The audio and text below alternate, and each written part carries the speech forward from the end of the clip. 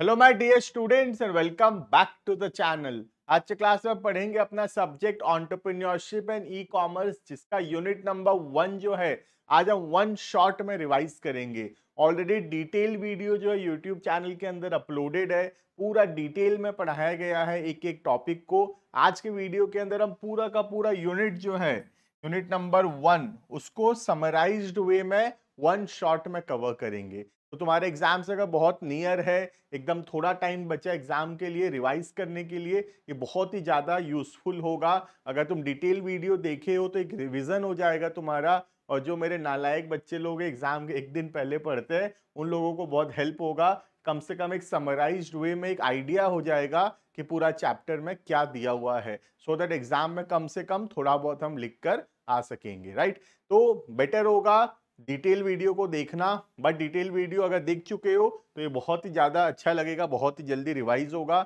और अगर बिल्कुल भी नहीं पढ़ो, एग्जाम एकदम नियर है, कोशिश करो डिटेल वीडियो का। अगर नहीं हो पा रहा है, डायरेक्टली वन शॉट भी देख सकते हो। तो वन शॉट में मैं पूरा चैप्टर एक एक टॉपिक जो है उसको मैं एक क्विक रिवीजन कराऊंगा। ठीक है, स्टार्ट करते हैं हम टॉपिक को। सबसे पहला टॉपिक है एंटरप्रेन्योरशिप क्या होता है। ठीक है, थोड़ा हम इस वीडियो को फास्ट रखेंगे, थोड़ा फटाफट से समझेंगे, जैसे एक समराइज्ड वे में हमको फटाफट से पूरा यूनिट क्लियर हो जाए। ठीक है, तो एंटरप्रेन्योरशिप क्या है? एंटरप्रेन्योरशिप बेसिकली एक एंटरप्रेन्योर जो एक्टिविटीज करता है, एक बिजनेस को स्टार्ट करता है, ओन करता है, मैनेज करता है। पर्पस क्या है? पर्पस है पैसा कमाना। क्लियर है?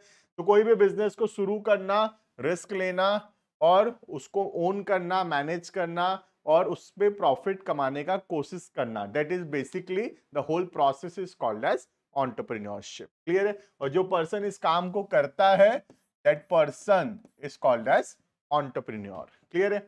उसके बाद आता है कैरेक्टरिस्टिक्स ऑफ एंटरप्रेन्योरशिप। सबसे पहला, ये एक इकोनॉमिक एक्टिविटी है। इकोनॉमिक एक्टिविटी का मतलब है प्रॉफिट कमाने के लिए किया जाता है। इकोनॉमिक एक्टिविटी मींस जो काम हम लोग पैसा कमाने के लिए करते हैं। ठीक है, दूसरा हो गया इनोवेशन, कुछ न्यू करने का जरूरत है। आज के दिन में अगर हम कुछ नया नहीं करेंगे तो बिजनेस नहीं चला पाएंगे। Decision making, it involves taking decisions. Functions of high achievement, हर कोई नहीं कर सकता, बहुत ही ज्यादा हाई कैलिबर का जरूरत है एंटरप्रेन्योर बनने के लिए। राइट, ऑर्गेनाइजेशन को बिल्ड करना पड़ेगा, मैनेजेरियल स्किल्स होना चाहिए तुम एक अच्छे मैनेजर होना चाहिए, सारे रिसोर्सेज को अच्छे से मैनेज कर पाना चाहिए। राइट, उसके बाद आता है risk bearing capacity. Chances of loss है, लॉस हो सकता है, तो एक एंटरप्रेन्योर के पास ये एबिलिटी होना चाहिए कि वो रिस्क टेक कर सके। रिस्क टेकिंग एबिलिटी उसके में होना चाहिए, हर किसी में नहीं होता है। हर कोई सेफ साइड जाने का कोशिश करता है, एक एंटरप्रेन्योर लेकिन रिस्क टेकिंग एबिलिटीज होता है उसमें। ठीक है, रिसोर्स मोबिलाइजेशन, सारा रिसोर्सेज को इकट्ठा करना, जो भी रिसोर्सेज चाहिए। ठीक है, वैल्यू क्रिएट करना अपने प्रोडक्ट्स के द्वारा, क्रिएटिव होना, कुछ हर समय नया करना। ठीक है, अपने आप में एक प्रोसेस है, प्रोसेस मतलब it involves a series of steps to be followed. ठीक है, ऑल ओवर कंट्रीब्यूट करता है इकोनॉमिक ग्रोथ में। आज एक एंटरप्रेन्योर अगर बिजनेस क्रिएट करता है तो अल्टीमेटली इससे क्या होगा? कंट्री का बेनिफिट होगा, कंट्री का ग्रोथ होगा। ठीक है, it is an act of being an entrepreneur. What is entrepreneurship? It is an act of an entrepreneur. एक एंटरप्रेन्योर जो काम करता है, that is called as entrepreneurship. ठीक है, गोल ओरिएंटेड प्रोसेस होता है। गोल मतलब कुछ ऑब्जेक्टिव्स होता है और उस ऑब्जेक्टिव को अचीव करने के लिए ही एंटरप्रेन्योरशिप कर रहा है एंटरप्रेन्योर। ठीक है, और लास्ट है प्रॉफिट मेकिंग एक्टिविटी। एंटरप्रेन्योरशिप हमेशा एक बिजनेस के लिए किया जाता है और बिजनेस का सबसे प्राइम जो ऑब्जेक्टिव होता है वो पैसा कमाना होता है। क्लियर है? ये हो गया ओवरऑल एक आइडिया व्हाट इज एंटरप्रेन्योरशिप और उसका कैरेक्टरिस्टिक। ठीक है, नेक्स्ट आता है need and importance of entrepreneurship. Entrepreneurship का क्या जरूरत है और क्या इंपॉर्टेंस है। ठीक है, सबसे पहला आता है economic need. Economic need, economic मतलब यहाँ पे पैसा कमाने से रिलेटेड। ठीक है, उसके अंदर पहला पॉइंट आता है प्रॉफिट अर्निंग। हर एक बिजनेस जो है स्टार्ट होता है एक पैसा कमाने के लिए। Right, every business started for the purpose of making money. Clear है? Second, production of goods. तो सेकेंड एक्टिविटी जो है वो है प्रोडक्शन ऑफ गुड्स। प्रॉफिट तभी पॉसिबल हो पाएगा only when there is a production of goods and services. Goods and services produce ही नहीं होगा तो क्या बेचेंगे, और बेच ही नहीं पाएंगे तो प्रॉफिट नहीं होगा। क्लियर है। नेक्स्ट आता है creating market. The aim of entrepreneur is to sell products in the market. हमको कस्टमर को कन्विंस करना पड़ेगा और मार्केट में अपना प्रोडक्ट्स को बेचना पड़ेगा। ठीक है।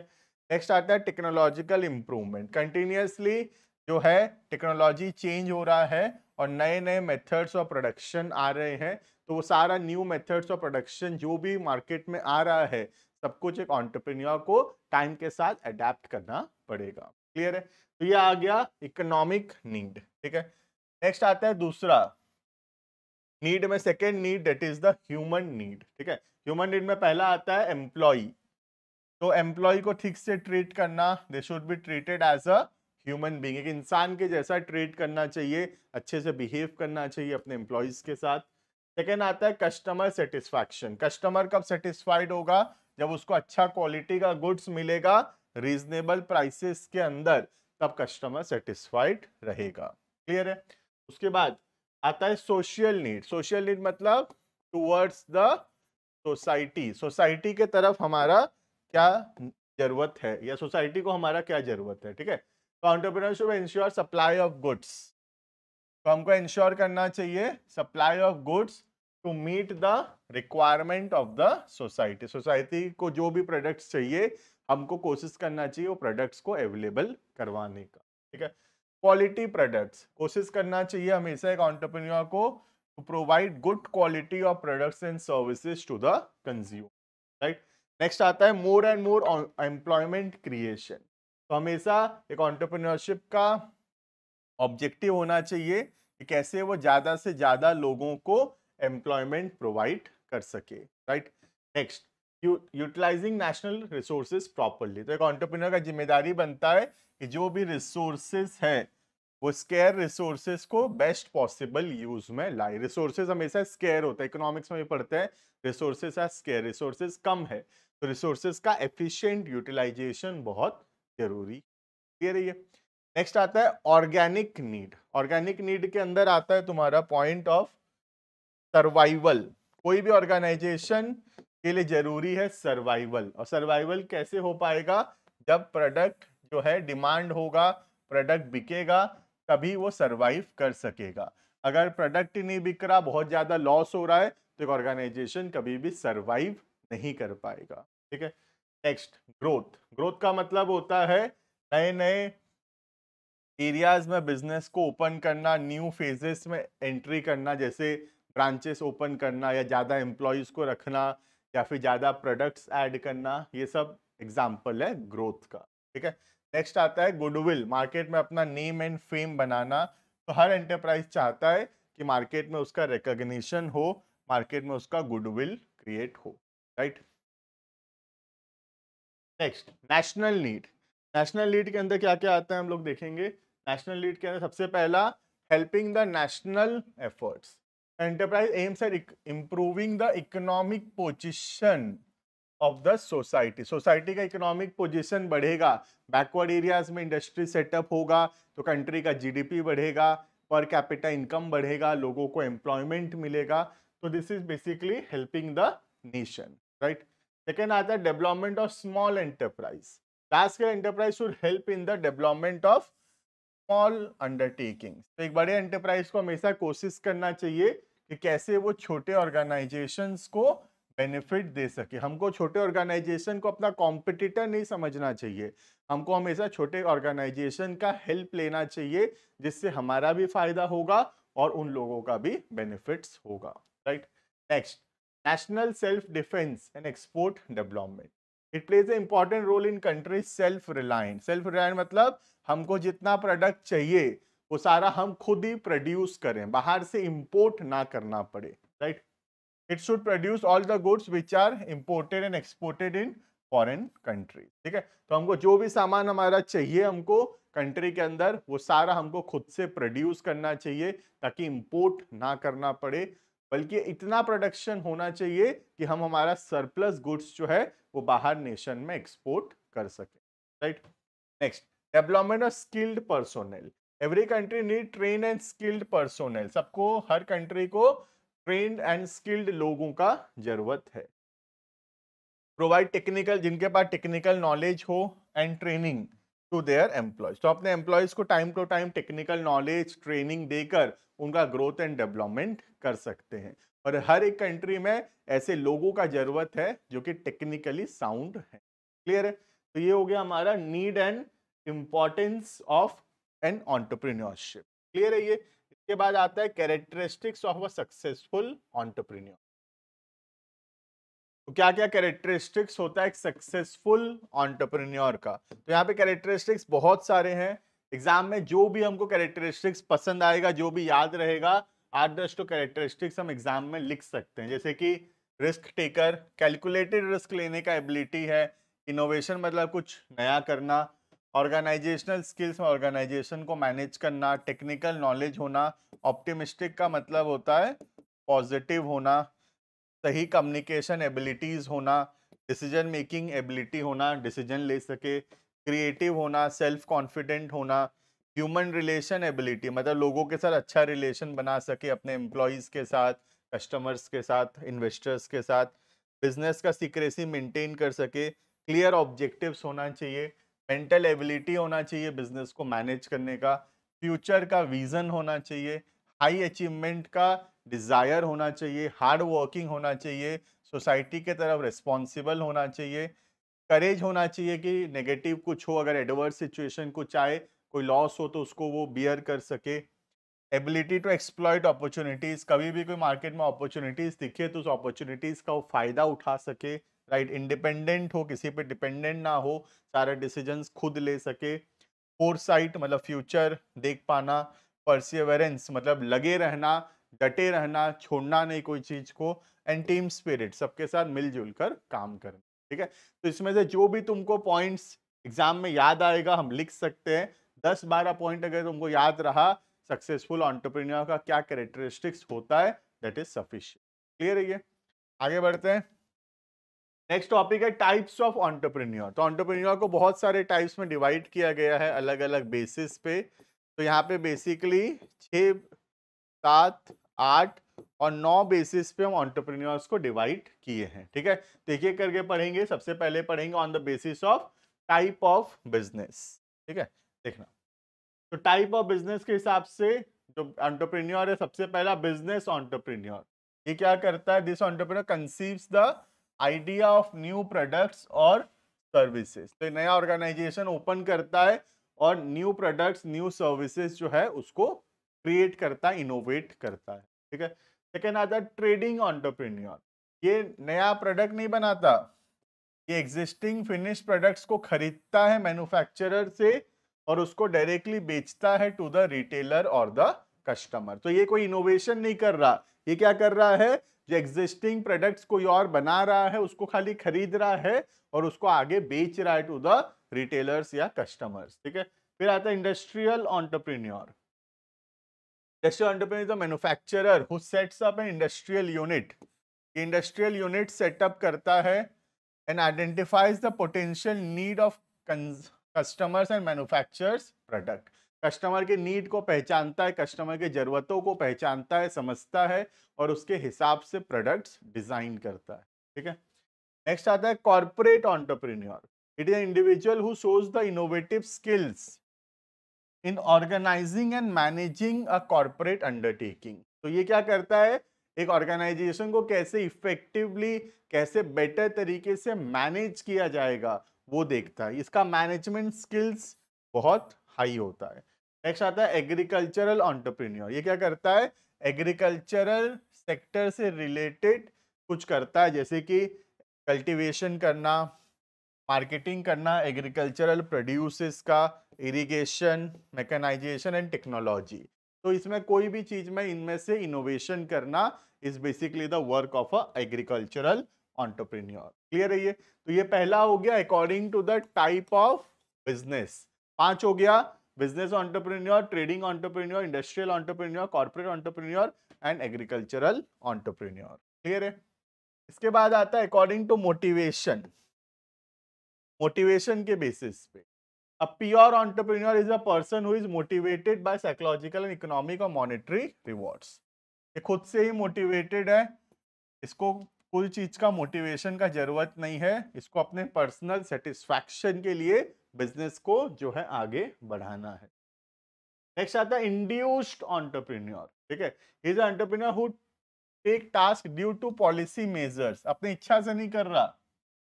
That provides assistance, government help कर रहा है, गवर्नमेंट कुछ असिस्टेंस दे रहा है, इंसेंटिव्स दे रहा है, डिस्काउंट्स दे रहा है, इसी वजह से ये नया बिजनेस सेटअप कर रहा है। ठीक है, तो इसका नया बिजनेस सेटअप करने का रीजन सेल्फ मोटिवेशन नहीं है, इसका नया बिजनेस सेटअप करने का रीजन है कि गवर्नमेंट इसको प्रमोट कर रहा है, गवर्नमेंट इंसेंटिव्स दे रहा है, कंसेशन दे रहा है, इस वजह से ये नया यूनिट सेटअप कर रहा है। ठीक है, नेक्स्ट आता है स्पॉन्टेनियस। स्पॉन्टेनियस मतलब अचानक से, उसी समय।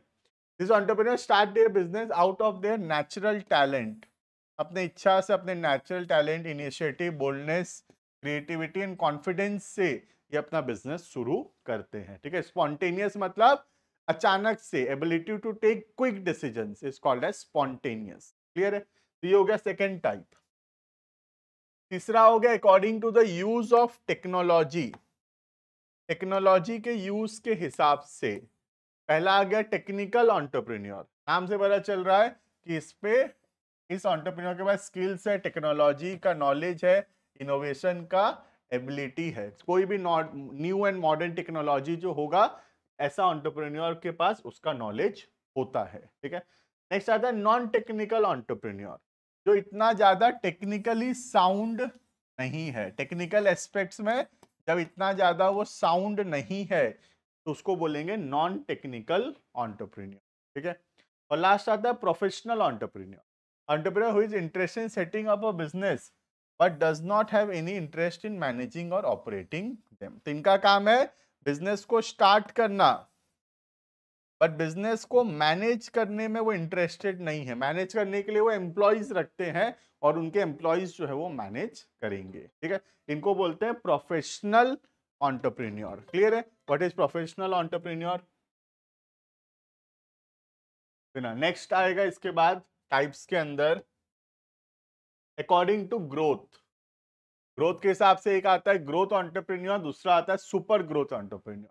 ग्रोथ एंटरप्रेन्योर जो अपने इंडस्ट्री के स्टैंडर्ड्स के हिसाब से जो ग्रोथ होना चाहिए वो ग्रोथ करता है। जैसे मैं अगर सपोज ये बना रहा हूँ, मेडिसिन बना रहा हूँ, तो जितने और मेडिसिन वाले हैं वो लोग जितना ग्रोथ करते हैं मैं भी उतना ग्रोथ करूंगा, दैट इज ग्रोथ एंटरप्रेन्योर।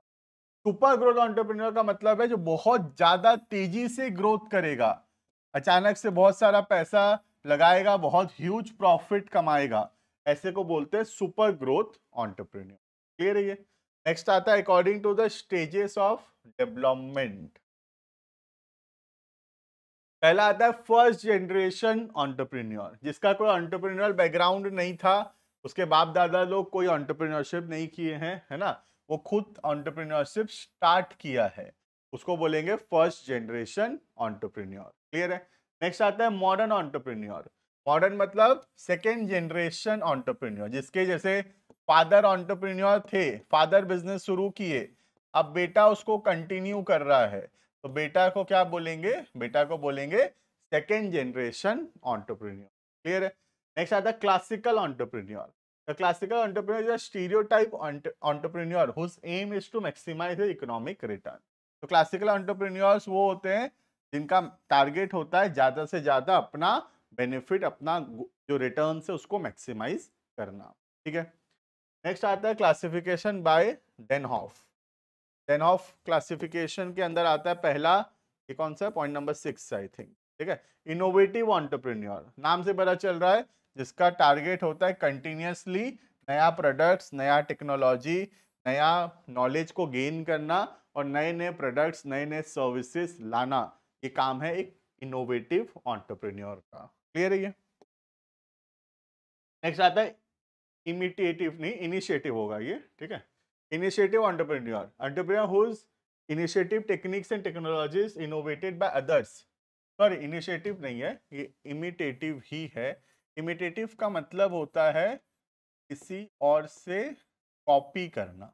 ठीक है, जैसे फॉर एग्जांपल कोई बिजनेस को शुरू किया है और मैं उसको कॉपी कर लेता हूं, तो उसको बोलते हैं इमिटेटिव। ठीक है, जैसे सोच लो फॉर एग्जांपल रिलायंस सोच लो रिलायंस जियो स्टार्ट किया 4G। अब मैं रिलायंस 4G को देखकर मैं भी कॉपी कर लिया और मैं भी सेम सर्विसेज स्टार्ट कर दिया, सेम प्रोडक्ट स्टार्ट कर दिया, तो मुझे क्या बोलेंगे? मुझे बोलेंगे इमिटेटिव एंटरप्रेन्योर। मतलब मैं खुद से कुछ नहीं करता हूं, कॉपी करता हूं दूसरों से। ठीक है, देखना, entrepreneur whose imitative techniques and technologies innovated by others, जो बाकियों का टेक्नोलॉजी को कॉपी करता है, क्या करने के लिए? अपना बिजनेस को शुरू करने के। क्लियर है? ऐसे को बोलते हैं इमिटेटिव एंटरप्रेन्योर। नेक्स्ट नेक्स्ट आता है Fabian entrepreneur. This entrepreneurs are cautious and sceptic and generally relevant to experiment and relevant मतलब जो लोग एक्सपेरिमेंट्स करने के लिए तैयार नहीं है। ठीक है, and bring change only when there is a threat. तो ये जो एंटरप्रेन्योर होते हैं बहुत डरपोक होते हैं, स्केप्टिक होते हैं, ये ज़्यादा चेंजेस नहीं करना चाहते, बहुत कॉशियस होते हैं, और चेंजेस का अगर बहुत ज़्यादा ज़रूरत है तभी वो चेंज करेंगे, वरना वो मार्केट में अपने प्रोडक्ट सर्विसेज को चेंज नहीं करते हैं। ठीक है, तो ये डरपोक एंटरप्रेन्योर है, इनको बोलते हैं फेबियन एंटरप्रेन्योर। नेक्स्ट आता है drone entrepreneur. The entrepreneur whose believe in startups पर क्यू, स्टेटस पर क्यू, कैसा है वैसा चलने, दैट इज स्टेटस पर क्यू, and never change the method, वो कुछ चेंज ही नहीं करते, जो चल रहा है चलने दिया जाए, वैसे वाले लोगों को बोलते हैं ड्रोन एंटरप्रेन्योर। जैसे हमारे पेरेंट्स होते हैं ना, जैसे चल रहा है चलने दिया जाए, चेंजेस करने में एक्सेप्ट नहीं करते, कोई भी चेंज तुम कर दो उसको मानते नहीं है, ऐसे को बोलते हैं ड्रोन। ड्रोन मतलब जो जैसा चल रहा है वैसे चलने दिया जाए। तो ऐसे एंटरप्रेन्योर जो है फेल हो जाएंगे, क्योंकि मार्केट में बहुत सारा चीज चेंज हो रहा है और चेंजिंग रिक्वायरमेंट के हिसाब से अगर हम चेंज नहीं कर पाएंगे तो we will become outdated. Right, next next आता है अकॉर्डिंग टू कैपिटल ओनरशिप, कितना पैसा लगाया गया है उसके हिसाब से। पहला आता है प्राइवेट एंटरप्रेन्योर। प्राइवेट एंटरप्रेन्योर मतलब जो प्राइवेट पर्सन इंडिविजुअल सेटअप किया है, that is called as private entrepreneur. Next आता है स्टेट एंटरप्रेन्योर, जहां पे व्हेन द ट्रेडिंग और industrial venture undertaken by a state और द गवर्नमेंट, स्टेट या सेंट्रल गवर्नमेंट जो है वो लोग अगर कर रहे हैं, दैट इज स्टेट एंटरप्रेन्योर। ठीक है, उसके बाद आता है जॉइंट एंटरप्रेन्योर। जॉइंट एंटरप्रेन्योर का मतलब है यहाँ पे स्टेट प्लस सेंट्रल, यहाँ पे क्या है?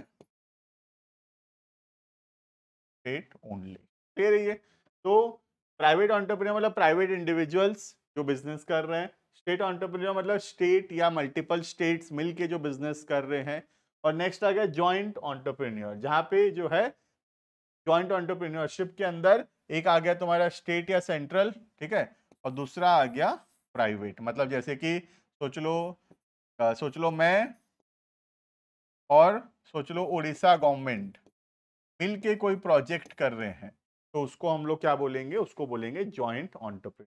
क्लियर है ये? तो 3 पॉइंट हो गया, प्राइवेट एंटरप्रेन्योर, उसके बाद आ गया स्टेट एंटरप्रेन्योर, और फिर आ गया जॉइंट एंटरप्रेन्योर। ठीक है, नाम से पता चल रहा है प्राइवेट मतलब इंडिविजुअल्स अकेले कर रहे हैं, प्राइवेट पर्सन हैं। स्टेट मतलब गवर्नमेंट मिलके कर रहा है, स्टेट या बाकी स्टेट्स के गवर्नमेंट मिलके कर रहे हैं।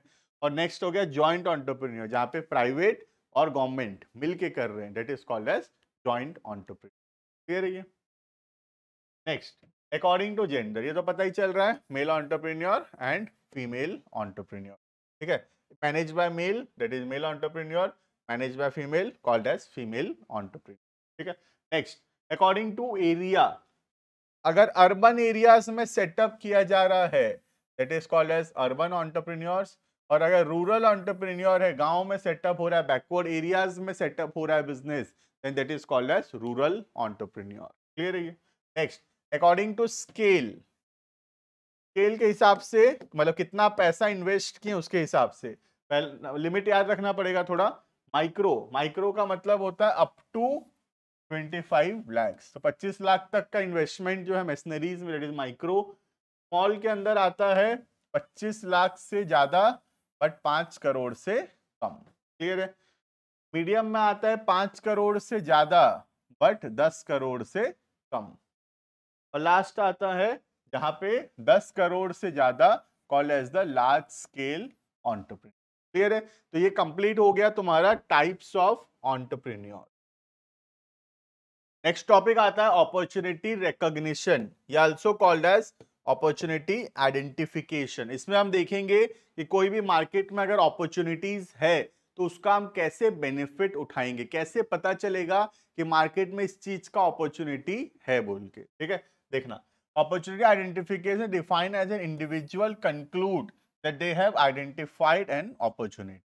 अपॉर्चुनिटी आइडेंटिफिकेशन का मतलब है कि कैसे पता चलेगा कि मार्केट में इस चीज का अपॉर्चुनिटी है, या ये टाइप ऑफ प्रोडक्ट या ये टाइप ऑफ सर्विसेज जो है मार्केट में सेल होने वाला है, कैसे पता चलेगा। ठीक है, तो क्या क्या चीज देखना पड़ेगा हमको, पढ़े भी होगे तुम पहले, स्वॉट एनालिसिस करना पड़ता है। स्वॉट analysis basically strength, weakness, opportunity and threat, short form होता है स्वॉट, strength, weakness, opportunity and threat. ठीक है, क्या क्या फैक्टर्स अफेक्ट करता है एक एंटरप्रेन्योर अपॉर्चुनिटीज आइडेंटिफिकेशन में, क्या क्या चीजों से फर्क पड़ता है कि एक एंटरप्रेन्योर अपॉर्चुनिटीज को आइडेंटिफाई कर पाएगा या फिर नहीं। ठीक है, तो पहला पॉइंट आता है उसके अंदर एंटरप्रेन्योर अलर्टनेस फैक्टर। एक एंटरप्रेन्योर कितना अलर्ट है वो बहुत मैटर करता है। अगर एक एंटरप्रेन्योर बहुत ज्यादा अलर्ट है, क्या हो रहा है सब कुछ ध्यान से देख रहा है, एकदम अलर्ट है वो, तो जो भी मार्केट में अपॉर्चुनिटीज आएगा, जो भी नए प्रोडक्ट्स, नए टाइप ऑफ सर्विसेज का अपॉर्चुनिटीज आएगा, एंटरप्रेन्योर सबसे पहले उसको पहचान पाएगा। राइट, तो पहला हो गया कितना अलर्ट है। दूसरा, कितना नॉलेज एंड एक्सपीरियंस है उसको। अगर एक एंटरप्रेन्योर के पास बेसिक नॉलेज है, एक्सपीरियंस है, तो हाई चांसेस है कि वो मार्केट के अपॉर्चुनिटीज को जल्दी आइडेंटिफाई कर सकेगा। ठीक है, नेक्स्ट आता है सोशल नेटवर्किंग। सोशल नेटवर्क बहुत ज्यादा इंपॉर्टेंट है। आज हमारे फ्रेंड्स, फैमिलीज, ये सब कुछ के बीच में हम कितने एक्टिव हैं, सोसाइटी में हम कितने एक्टिव हैं, ये सब कुछ मैटर करता है। क्योंकि हम सोशली एक्टिव होंगे तो हमको चीजों के बारे में ज्यादा इंफॉर्मेशन पता चलता रहेगा। क्लियर है ये? नेक्स्ट आता है क्लासिफाइड इनटू 3 कैटेगरीज। ठीक है, पहला हो गया सोलो एंटरप्रेन्योर कैटेगरी, जहाँ पे खुद ही सारा चीज वो करता है, सोलो मतलब ऑन देयर ओन। सेकेंड आता है इनफॉर्मल कैटेगरी, जहाँ पे सोशल नेटवर्क्स के थ्रू इनफॉर्मली किया जाता है। और नेक्स्ट आता है फॉर्मल कैटेगरी। ठीक है, एक ये दो चीज होगा यहाँ पे, एक हो गया तुम्हारा फॉर्मल होगा ये, ठीक है, थोड़ा टाइपिंग मिस्टेक हो गया, और दूसरा होगा तुम्हारा इनफॉर्मल कैटेगरी। ठीक है, they get their ideas when relaxed. तो फॉर्मल हो गया सोशल नेटवर्क्स के थ्रू, ठीक है, या फिर रीडिंग द न्यूज और ये सब पढ़ के जो इंफॉर्मेशन मिलेगा। और ये वाला हो गया तुम्हारा इनफॉर्मल कैटेगरी, जब आराम से हम बैठे हैं, यूं ही बैठ के सोच रहे हैं, तब हमको कोई आइडिया आ सकता है। ठीक है, next creative factor. The link between creativity and entrepreneurship is very significant. एक अच्छा entrepreneur जो होता है वो बहुत क्रिएटिव होता है। अगर वो क्रिएटिव होगा तो नए प्रोडक्ट, नए सर्विसेज ला सकेगा मार्केट में जिसका नीड होगा। तो बहुत ज़्यादा जरूरी है कि एक एंटरप्रेन्योर क्रिएटिव होना चाहिए। अगर वो क्रिएटिव होगा तो मार्केट में जो अपॉर्चुनिटीज है उसको वो जल्दी आइडेंटिफाई कर पाएगा। क्लियर है ये? Next, entrepreneur identification process. Opportunities को कैसे आइडेंटिफाई किया जाएगा, क्या प्रोसेस है जिससे हम अपॉर्चुनिटीज को आइडेंटिफाई कर पाएंगे। ठीक है, पहला, पोटेंशियल इकोनॉमिक वैल्यू।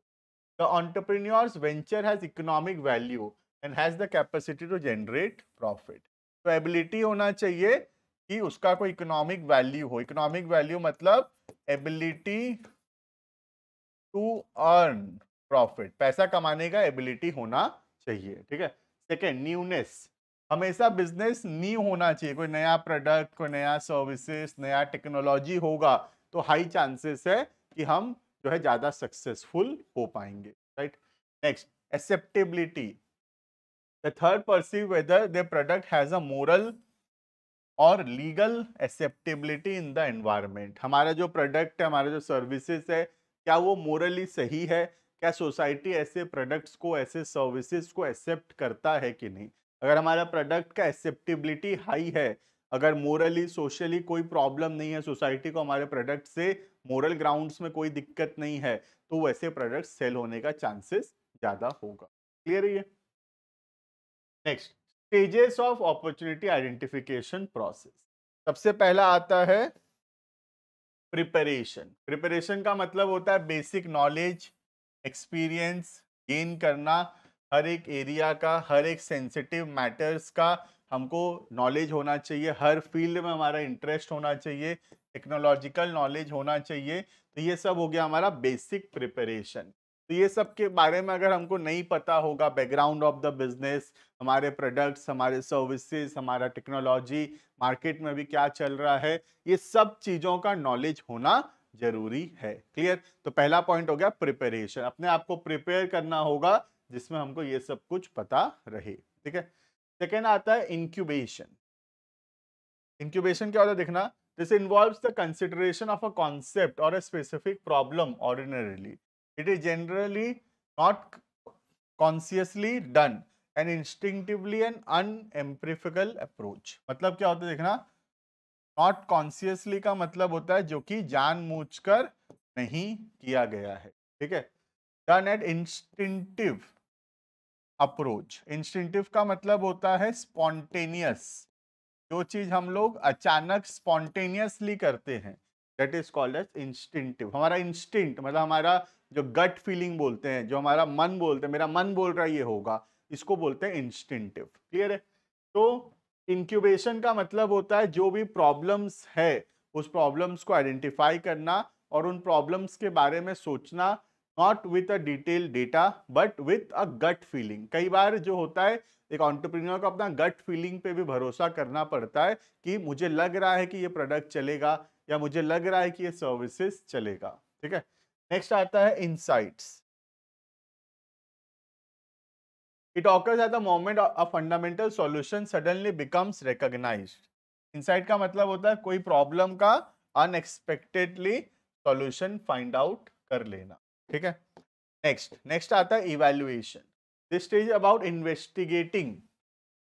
इवैल्यूएशन का मतलब investigating if the recognised and develop ideas are feasible. जो आइडिया हम सोच रहे हैं क्या वो फिजिबल है, क्या उसको कर पाना सही है, और ये फिजिबिलिटी स्टडी बहुत ज्यादा जरूरी है। आइडियाज बहुत सारे आते हैं हमको, बट कई बार क्या होता है कुछ आइडियाज बेकार होता है, तो हमको लगता है, एक बार तो लगता है कि क्या बेहतरीन आइडिया आया है, लेकिन जब हम बाद में उसको एनालाइज करते हैं तो हमको पता चलता है कि नहीं, ये आइडिया उतना अच्छा भी नहीं है। तो फिजिबिलिटी स्टडी बहुत जरूरी है। नेक्स्ट आता है elaboration. This stage exposes the opportunities ideas to extend external analysis. Elaboration मतलब और डिटेल स्टडी करना, एक्सटर्नल एनालिसिस करना, जो कि एक टाइम कंज्यूमिंग प्रोसेस है। क्लियर है? तो ये हो गया लास्ट वाला, इट इज इलेबोरेशन। क्लियर है? Next, idea generation meaning. Idea generation का मतलब तो बहुत सिंपल है। आइडिया जनरेशन का मतलब होता है कोई नया आइडिया आना, और ये बहुत जरूरी है क्योंकि एक एंटरप्रेन्योर जो है उसका एंटरप्रेन्योरशिप डिपेंडेंट है न्यू प्रोडक्ट्स, न्यू सर्विसेज के ऊपर। और नए प्रोडक्ट्स, नए सर्विसेज कैसे होगा, जब हमारे पास न्यू एंड फ्रेश आइडियाज हो। आज जोमैटो है, ओला है, या अमेजोन है, फ्लिपकार्ट है, सब एक आइडिया ही तो है। सब एक आइडिया था। जोमैटो सोचा कि नहीं, ये प्रॉब्लम हो रहा है कि रेस्टोरेंट से सामान डिलीवर करने में प्रॉब्लम हो रहा है, तो उस आइडिया के ऊपर काम किया तो जोमैटो बना। ओला, लोग देख, भावेश अग्रवाल देखा कि नहीं भाई, लोगों को कैब बुकिंग में प्रॉब्लम हो रहा है, तो ओला उसका सॉल्यूशन है। तो एक आइडिया बहुत जरूरी है, उसी आइडिया के ऊपर पूरा का पूरा बिजनेस बनेगा। ठीक है। देखना, तो आइडिया जनरेशन। आइडिया जनरेशन का मतलब होता है अपने बिजनेस एनवायरनमेंट को स्कैन करना, हमारे आसपास क्या हो रहा है समझना, सिचुएशंस को समझना, और उसके हिसाब से ऐसे प्रोडक्ट्स, ऐसे सर्विसेज लेकर आना जो कि इनोवेटिव हो और प्रॉब्लम सॉल्विंग हो। जो प्रॉब्लम हो रहा है मार्केट में उसको सॉल्व कर सके। ठीक है। सोर्सेस ऑफ आइडिया जनरेशन, कहां कहां से हमको आइडियाज आ सकता है। सबसे पहला आता है ब्रेनस्टॉर्मिंग। ब्रेनस्टॉर्मिंग का मतलब होता है खुद ही अपने हिसाब से सोच के नया आइडियाज लेकर आना। ब्रेनस्टॉर्मिंग मतलब खुद से सोचना जो भी नए आइडियाज है। नेक्स्ट आता है मार्केट रिसर्च। मार्केट रिसर्च का मतलब होता है इंफॉर्मेशन गैदर करना, कस्टमर लोगों से बातचीत करना, कस्टमर का डेटा को एनालाइज करना, कॉम्पिटिटर्स को समझना, मार्केट्स को समझना और उसके हिसाब से देखना कि मार्केट में क्या चीज़ों का प्रॉब्लम हो रहा है और उन प्रॉब्लम को सॉल्व करना is basically a good business idea. ठीक है, सेकेंड आता है मार्केट रिसर्च। तीसरा आता है हमारा information. Information about social needs, लोगों को क्या चीज़ों का ज़रूरत है, क्या प्रॉब्लम्स हो रहा है। ठीक है, एडवर्टाइजमेंट्स, पब्लिसिटी, पोस्टर्स, ये सब से इंफॉर्मेशन कलेक्ट करना और देखना कि क्या दिक्कत हो रहा है मार्केट में और उस प्रॉब्लम को सॉल्व करना। ठीक है, तो पहला हो गया खुद से, दूसरा हो गया मार्केट रिसर्च, तीसरा हो गया कलेक्टिंग द इंफॉर्मेशन। चौथा, getting help from entrepreneurs. Entrepreneur who help seminars and conference, जो सक्सेसफुल लोग हैं। ठीक है, आज मुझे एक बिजनेस के बारे में कुछ नॉलेज चाहिए, तो जो सक्सेसफुल बिजनेसमैन है उनका सेमिनार्स, उनका कॉन्फ्रेंस में अटेंड करूंगा तो मुझे उसका नॉलेज पता चलेगा कि वो लोग कैसे बिजनेस स्टार्ट किए, कैसे उसको क्रिएट किए। ठीक है, next, personal hobbies. Materialise by entrepreneurs from their personal interest and hobby. कई सारा बिजनेस जो है अपने पर्सनल इंटरेस्ट, पर्सनल हॉबीज पे भी डिपेंडेंट है। आज जो चीज में मैं ज्यादा इंटरेस्टेड हूँ उसी से रिलेटेड काम मैं करूंगा तो मेरे सक्सेसफुल होने का चांसेस जो है वो ज्यादा होगा। Right, next, day dreaming and fantasising. ये है कि ऐसे प्रोडक्ट्स, ऐसे सर्विसेज के बारे में सोचना। डे ड्रीमिंग का मतलब होता है दिन भर बैठ के सोचना बेसिकली कि हम क्या प्रोडक्ट बनाएं, क्या सर्विसेज बनाएं जिस जो लोगों के प्रॉब्लम को सॉल्व कर सके। तो डे ड्रीमिंग का सिंपली मतलब है कि फैंटेसाइज करना, सोचना कि कैसे प्रोडक्ट्स का जरूरत है मार्केट में, कैसे सर्विसेज का जरूरत है और वो प्रोडक्ट, वो सर्विसेज को शुरू करना। क्लियर है? तो ये सारा हो गया सोर्सेस ऑफ बिजनेस आइडिया, कहां कहां से एक आइडिया आ सकता है एक एंटरप्रेन्योर। क्लियर है? इसके बाद आता है मार्केट असेसमेंट एंड रिसर्च। देखना, तो बहुत जरूरी है कि हम मार्केट को इवैल्यूएट करें। ठीक है, अपने प्रोडक्ट सर्विसेज को इवैल्यूएट करें, मार्केट में क्या चीज़ों का ट्रेंड चल रहा है, कौन सा टाइप ऑफ प्रोडक्ट बिक रहा है, हमारे कॉम्पिटिटर्स क्या कर रहे हैं, मार्केट में अभी क्या चल रहा है, बायर्स का क्या नीड है, कॉम्पिटिटर्स क्या कर रहे हैं, क्या चीज़ लोगों को अट्रैक्ट कर रहा है, ये सब कुछ समझना जरूरी है। शॉर्ट फॉर्म में इसको स्वॉट बोलते थे, अभी बताया मैं, strength, weakness, opportunities and threat. Clear है? ये के बाद आता है stages in the process of market assessment. तो मार्केट को कैसे असेस कर सकेंगे हम? सबसे पहला, मार्केट नीड असेसमेंट। सबसे पहले हमको समझना पड़ेगा कि मार्केट में क्या चीजों का नीड है, क्या चीजों का जरूरत है। ठीक है, second, market study. Market study feasibility study है जो कि हमको हेल्प करेगा डिसाइड करने में कि हम जो प्रोडक्ट्स बनाने का सोच रहे हैं, हम जो सर्विसेज देने का सोच रहे हैं, क्या ये प्रोडक्ट, ये सर्विसेज कस्टमर को जरूरत है या फिर नहीं। ठीक है, नेक्स्ट आएगा मार्केट प्लान्स। मार्केट प्लान्स का मतलब है कौन से प्रोडक्ट बनाएं जिसमें सबसे ज्यादा प्रॉफिट होने का चांसेस है, सबसे हाई अपॉर्चुनिटीज है, ये सब के बारे में सोचना is called as market plan. Next आता है मार्केट वैलिडेशन। इसमें क्या होता है, प्रोडक्ट हम लॉन्च करते हैं और प्रोडक्ट को टेस्ट करते हैं, लोगों से रिएक्शंस लेते हैं कि उनको हमारा प्रोडक्ट कैसा लग रहा है और जो भी प्रॉब्लम है हमारे प्रोडक्ट्स के अंदर उसको हम कस्टमर से पूछते हैं और उसको हम ठीक करने का कोशिश करते हैं। ठीक है, तो यहाँ पे बेसिकली हम प्रोडक्ट स्टार्ट कर दिए हैं और प्रोडक्ट को टेस्ट कर रहे हैं जो कस्टमर्स है उनके साथ, और कस्टमर्स का फीडबैक ले रहे हैं और उस फीडबैक के बेसिस पे हम प्रोडक्ट्स में चेंजेस कर रहे हैं। ठीक है, next, growth and maturity stage. This stage is to focus on sale. अब जब प्रोडक्ट अच्छा हो चुका है, अब हमारा टारगेट है कैसे सेल्स करें, कैसे प्रोडक्ट का सेल्स बढ़े और प्रॉफिट बढ़े। ठीक है, डाइवर्सिफिकेशन का मतलब होता है entering into new products, new markets. ठीक है, ब्रॉडनिंग मतलब भी वही, एंटरिंग इनटू न्यू एरियाज। तो जब हमारा प्रोडक्ट अच्छा हो जाएगा, अब हमारा कोशिश रहेगा कैसे प्रोडक्ट को हम बेचें, कैसे प्रोडक्ट का सेल्स बढ़ेगा, कैसे हम नए नए प्रोडक्ट्स और ऐड कर सकते हैं, कैसे हम नए नए मार्केट्स में एंटर कर सकते हैं। क्लियर है? नेक्स्ट आता है techniques of market assessment. Market का असेसमेंट करने के लिए क्या क्या टेक्निक्स हम यूज कर सकते हैं। ठीक है, पहला आता है सर्वे मेथड। सर्वे का मतलब होता है हमारे जो पोटेंशियल कस्टमर्स हैं उनको सर्वे करना, उनसे क्वेश्चंस पूछना और उस क्वेश्चंस के बेसिस पे जो है सर्वे करना कि कौन से टाइप ऑफ प्रोडक्ट या सर्विसेज जो है मार्केट में चलने वाला है। ठीक है। नेक्स्ट आता है पर्सनल इंटरव्यू। एक एक कस्टमर से डायरेक्टली पर्सनली बातचीत करना is called as personal interview. ठीक है। नेक्स्ट आता है focused group. Collecting information from large number of consumers. बहुत सारे कंज्यूमर से एक साथ इंफॉर्मेशन कलेक्ट करना is basically focus groups. Next आता है कंज्यूमर ऑब्जर्वेशन। कंज्यूमर ऑब्जर्वेशन में the insights into how consumers behave. Consumer का रिएक्शन देखना, कंज्यूमर्स का बिहेवियर देखना और उस बिहेवियर के बेसिस पे, उस रिएक्शंस के बेसिस पे डिसाइड करना, that is called as consumers observation. Next आता है field trials. They focus on putting new products on the market for consumers response and और द प्रोडक्ट्स में नीड फर्दर इंप्रूवमेंट। तो फील्ड ट्रायल का मतलब है कस्टमर को यूज करके देना, देकर देखना प्रोडक्ट को। हम प्रोडक्ट को कंज्यूमर को दे दिए और कंज्यूमर प्रोडक्ट को यूज करके देखेगा और बताएगा कि उसको प्रोडक्ट कैसा लगा और उसके हिसाब से हम उसमें चेंजेस करेंगे। Clear. Next, social media engagement. ये मॉडर्न टेक्निक है सोशल मीडिया में एंगेज होना, अपने प्रोडक्ट्स के बारे में सोशल मीडिया प्लेटफॉर्म्स में क्वेश्चंस पूछना या सोशल मीडिया प्लेटफॉर्म का रिव्यूज पढ़ना। इससे हमको पता चलेगा कि कस्टमर को प्रोडक्ट पसंद आ रहा है या फिर नहीं। ठीक है। Next, competitive analysis.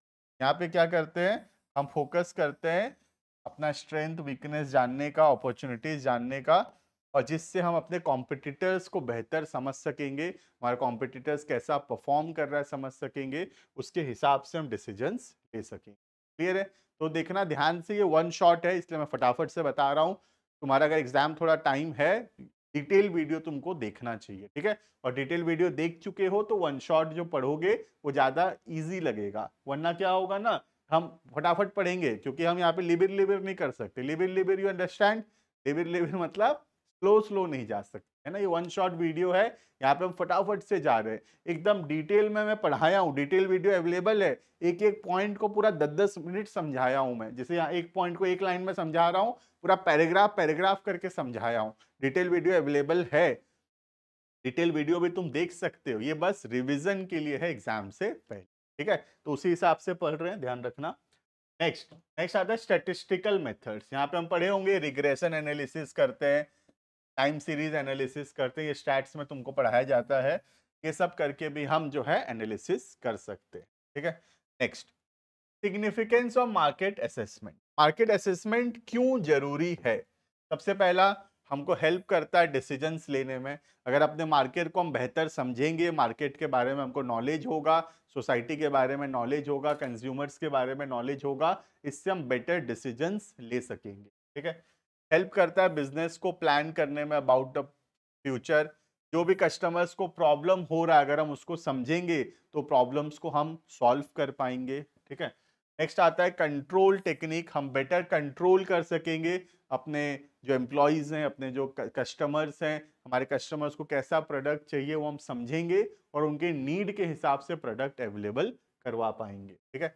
Large scale production कर सकेंगे अगर हम मार्केट समझेंगे, क्योंकि हमको समझना पड़ेगा ना मार्केट में कितना डिमांड है, क्या है, उसके हिसाब से प्रोडक्शन होगा। पैटर्न ऑफ कंजम्पशन समझ में आएगा, कंज्यूमर कैसे प्रोडक्ट्स खरीदता है, कब खरीदता है, कौन सा हमारा टारगेट कस्टमर है, हमारा कस्टमर को क्या पसंद है, ये सब कुछ पता चलेगा।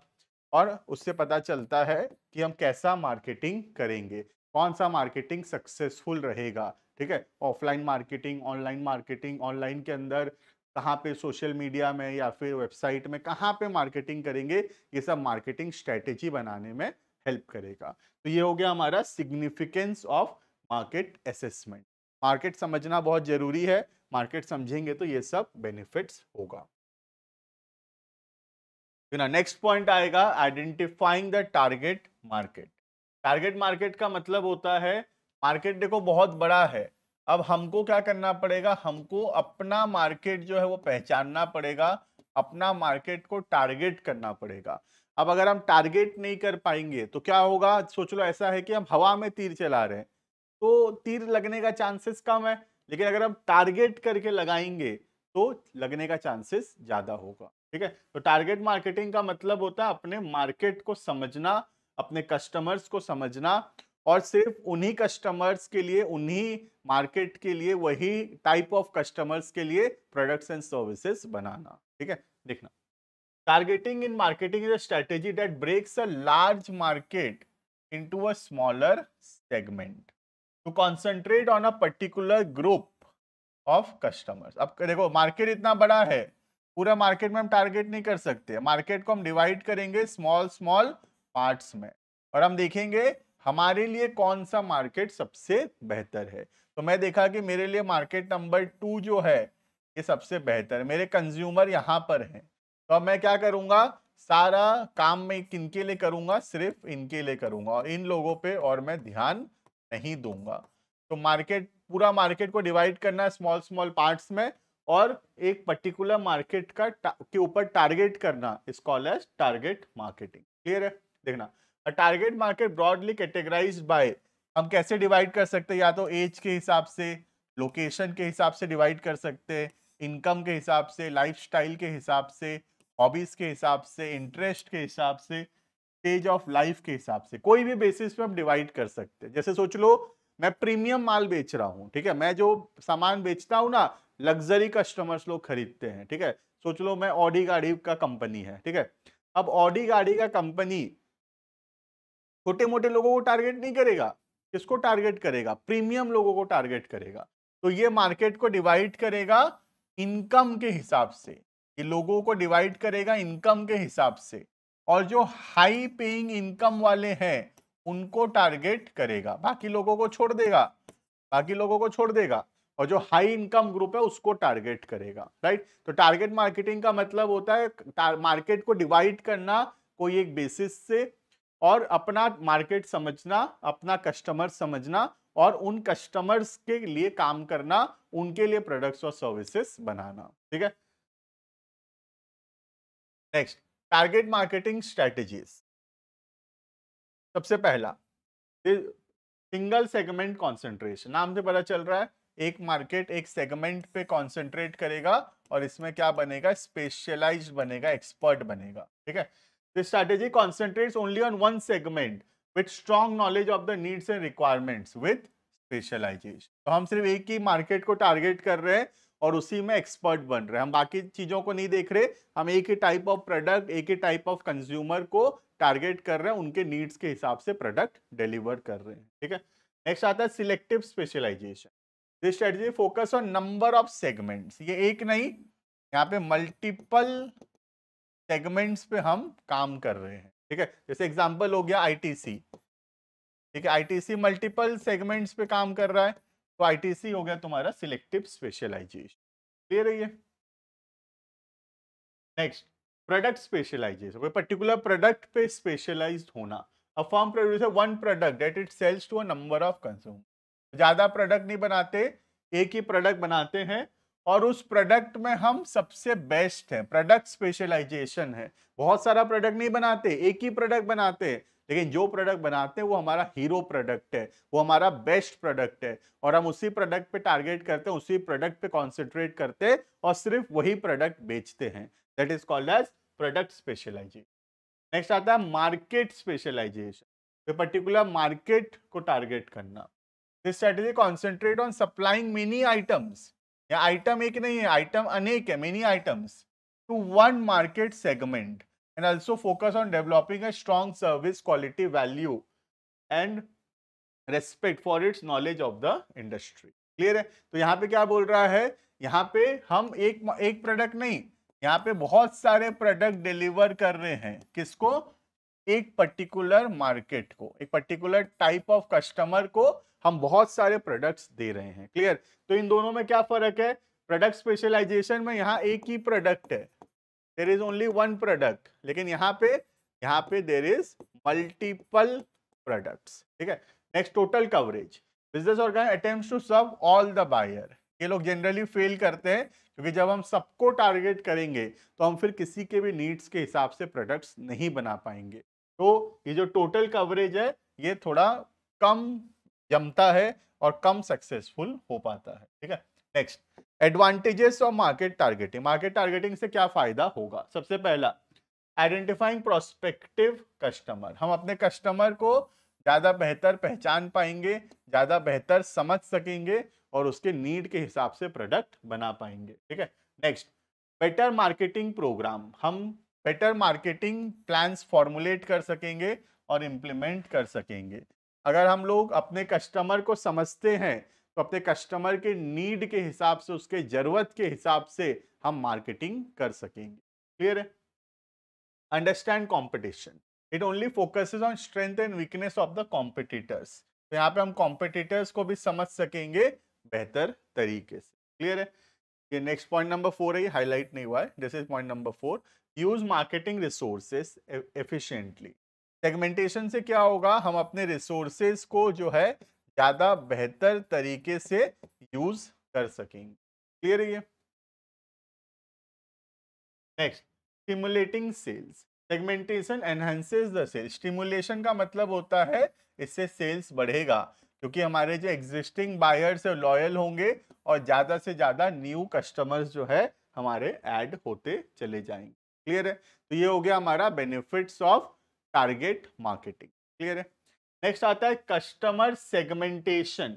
कस्टमर सेगमेंटेशन का मतलब होता है कस्टमर को डिवाइड करना into small parts.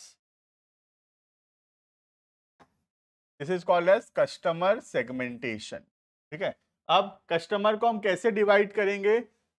कुछ पर्टिकुलर फीचर्स के हिसाब से, जैसे कि ऑफर, प्राइसेस, प्रमोशंस, डिस्ट्रीब्यूशन या इन सब का कॉम्बिनेशन। ठीक है, जैसे अब मार्केट को डिवाइड नहीं कर रहे, अब कस्टमर को डिवाइड कर रहे हैं। जैसे हमारा टोटल कस्टमर है, अब हम कस्टमर को डिवाइड करते हैं, कितने लोग हमारे जो है बिलो 18 है, कितने कस्टमर हमारे 18 से लेके सपोज 45 के एज के हैं और कितने कस्टमर अबव 45 हैं। इससे क्या होगा?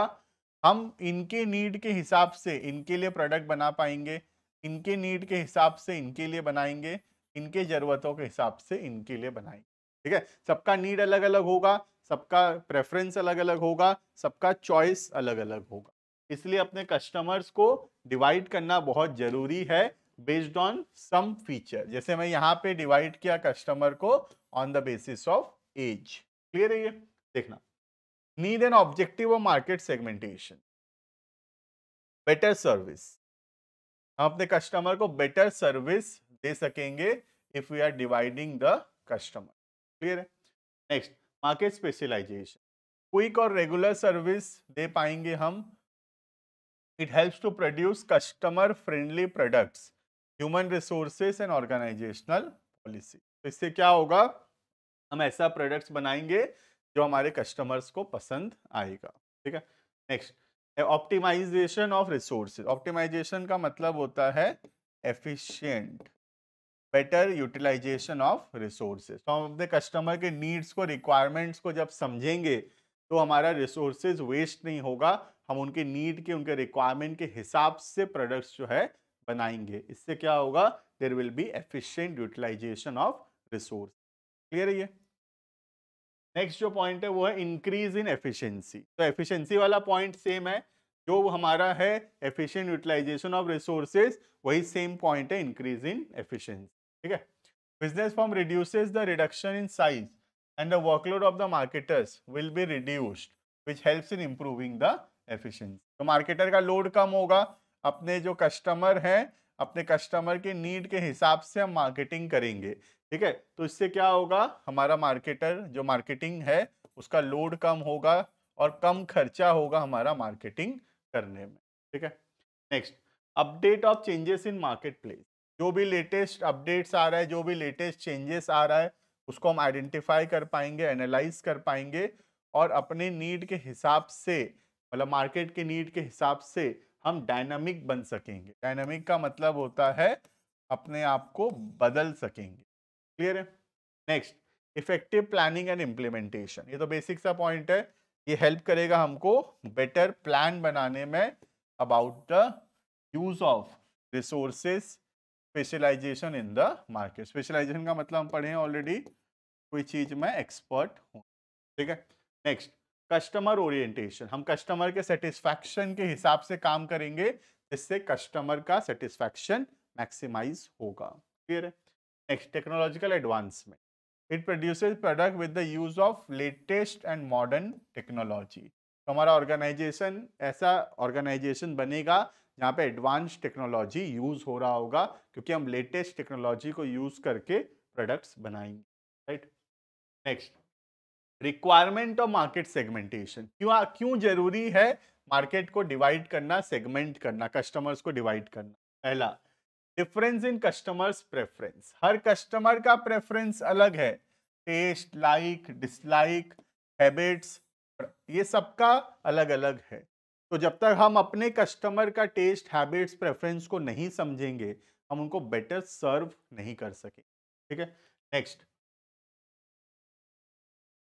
second, identified and synchronized difference. Easily identify and synchronized and sometimes a very little difference and right approach. तो कई बार क्या होता है, डिफरेंस बहुत ह्यूज रहता है और कई बार डिफरेंसेस बहुत कम रहता है। तो ये डिफरेंसेस को समझना बहुत जरूरी है कि अलग अलग कस्टमर्स का अलग अलग क्या नीड है। Clear? The firms review and monitor from time to time the changes with the passage of time. और टाइम टू टाइम कस्टम जो हमारे बिजनेसेस हैं उसको टाइम टू टाइम रिव्यू करने का जरूरत है, मॉनिटर करने का जरूरत है कि क्या चेंजेस आ रहा है और उन चेंजेस के हिसाब से हमारे कस्टमर्स में क्या इम्पैक्ट पड़ रहा है। Right? Next, to approach the segment, it is difficult to set alternatives and programmes and the firms may face problems in approaching as each segment having a particular feature. हर segment का अलग अलग feature है, हर customer का अलग अलग choice है, हम सबको टारगेट नहीं कर सकते। तो हम जब सेगमेंटेशन करेंगे इससे क्या होगा, हम अपने जो कस्टमर्स हैं उनको टारगेट कर सकेंगे, सबको सेटिस्फाई ना करके हम उनके लिए प्रोडक्ट्स बना सकेंगे जो हमारे कस्टमर हैं। Clear? Next, existence of demand potential, हमको पता चलेगा कि कितना डिमांड है, जिससे हम ज़्यादा बेटर प्रोडक्शन करेंगे, जिससे सेल्स। क्लियर?